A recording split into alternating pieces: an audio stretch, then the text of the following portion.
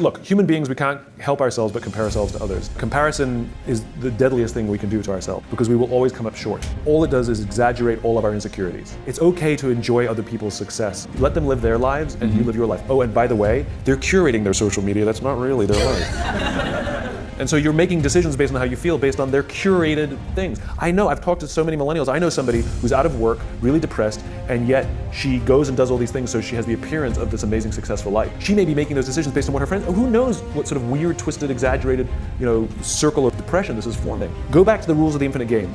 Your friends are there to admire. Your friends are there to say, God, I'm so happy for them. What are they doing that I can learn? I'll give you an example. In my business, authors and speakers and folks like us, we're all comparing ourselves to each other, and sometimes it can get silly and competitive. Sometimes I go on Amazon and check the rankings of my books to see that I still have a job. And now and then there was this one author who I hated for no reason. He's very smart, his work's incredibly good, he's incredibly well respected. I respect him, but I hate him. And I would check the rankings of his book. And when I was ahead, I'd be like, yes.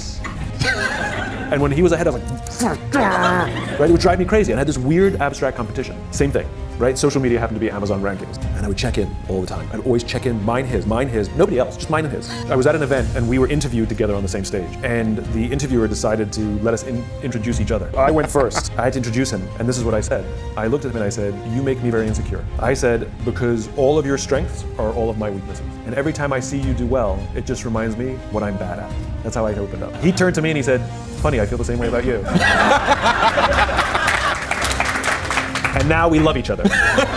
Because I realized that he's really good at what I'm bad at. By me getting to know him and really learning to love him, I'm realizing I'm getting better at those things. And I'm taking more pride in the things that I'm good at, rather than thinking I have to be good at everything he's good at. It's healthy to grow our own strengths, and rather than be intimidated by the strengths of others.